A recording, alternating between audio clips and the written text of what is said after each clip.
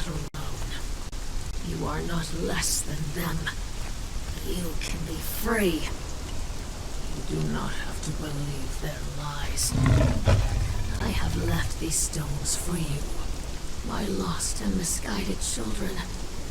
I have subverted their sorceries, so that only slaves of the bracelet can hear my message. I am the mother of your race. I am Secret Bearer, God Killer, Witch Queen. I will guide you.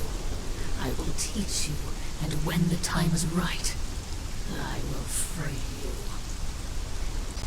Perhaps you were born a slave. You do not remember the fate that shaped us. We were a people of the sea, voyagers and traders. Our islands were warm and prosperous, and we spent our days fishing and sailing. I was an apprentice to the cult of Dagon. But then came the great cataclysm. The world shook, and our islands exploded in fire and chaos.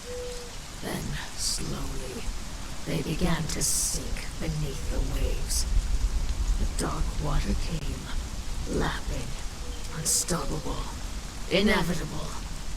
The ocean, once our ally, now claimed all that we were with an insatiable hunger.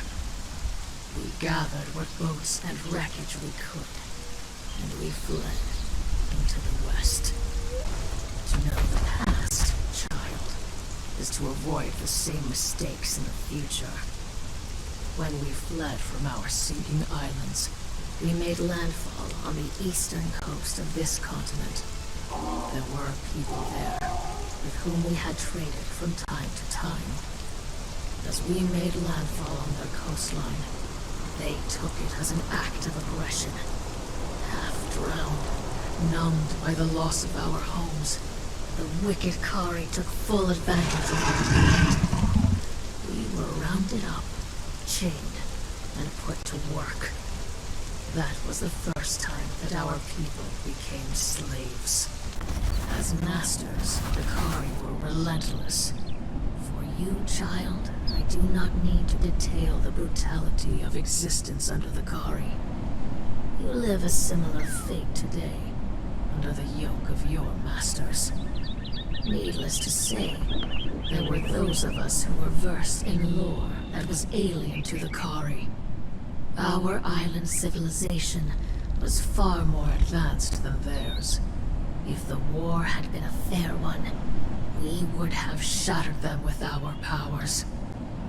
As it was, some of us escaped. A remnant of a remnant, thousands strong. But all that remained of a mighty empire. We fled west, always into the west. The trials of the journey were long, and our people grew weary. We came to the shores of an inland sea, and built boats and rafts to cross it. There were islands there, at least 2 of which had been inhabited before our coming. Some of our people chose to stay, hoping to recreate the seafaring life that we had enjoyed before the cataclysm. The water had betrayed us once, so many of us continued westward. A remnant of a remnant of a remnant. And so we came at last to this kingdom. It was a fertile land, rolling grasslands and temperate hills that gave way in the far south to the dryness of a desert. In the north were mountains, but not the snow-covered mountains that we had seen on our journey. Just jagged rocky peaks, and a swamp, thick and brooding, that lay over the eastern part of the region like a shadow. But it was clear that this land was inhabited. Carved blocks of mighty stone covered the landscape, and a crystal-clear lake in the north was dammed and siphoned along a great aqueduct. And the city, such engineering was beyond humankind. I saw the great monuments, the statues brooding over the river, and the towers that flamed unnaturally across the landscape. And I confess, I felt fear. When we met the ones we called the Giant Kings, some of us fell to our knees in worship. Surely these were gods in living flesh, come to offer us respite at the end of our long journey. We could not speak their language, but our sorcerers and theirs came together and worked a powerful ritual. Enchanted gemstones enabled our communication. We forged bracelets to hold them. Thus could our communion with the Giant Kings begin. There were mistakes in a stumbling and fumbling relationship. Our allies had little contact with humans, and our impatience as a people meant nothing to creatures with such long lives. To us, they were painstakingly slow to deliberate and make decisions. To them, we were like children who rushed forward without thinking. Still, there was progress. They had agreed that we could settle the swampy lands on their eastern borders. For them, the land had little value.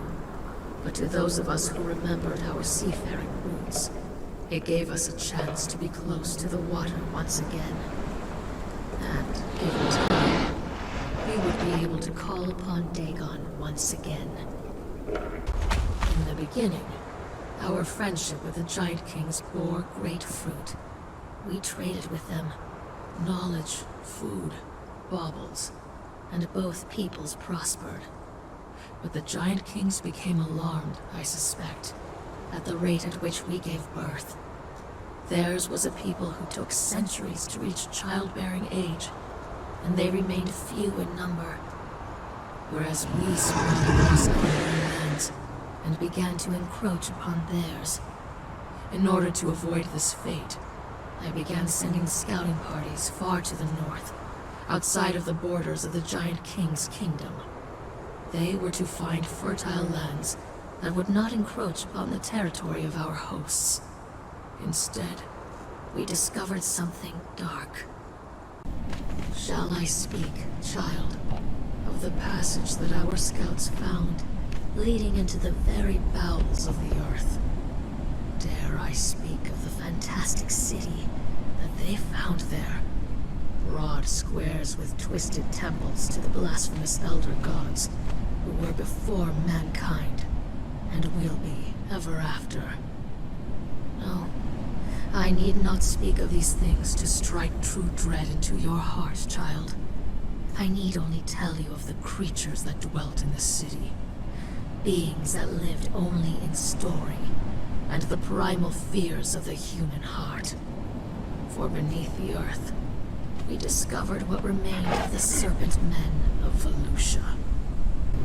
We confronted the Giant Kings and the Triumvirate with their darkest secret, and they did not deny it. How could we trust them, allied as they were with the ancient enemies of mankind? I gave them an ultimatum: to give us the northern lands, to stay their hand while we exterminated the Serpent Men. They refused. War was inevitable. In wartime, there is enough blame. Who struck the first blow? I cannot say. They enslaved you, twisting the bracelets to their corrupted ways. We retaliated by destroying their aqueduct. We established an outpost, Zula, in the north, to watch the Serpent Men and prevent them from joining with their allies. And I began to formulate a powerful sorcery to ensure the safety of our people. The war continues, child. I cannot say when it will end. You may not remember us. You may not have been born among us. But I urge you to join us. Resist. Sabotage the Giant Kings and their works. We are coming for you.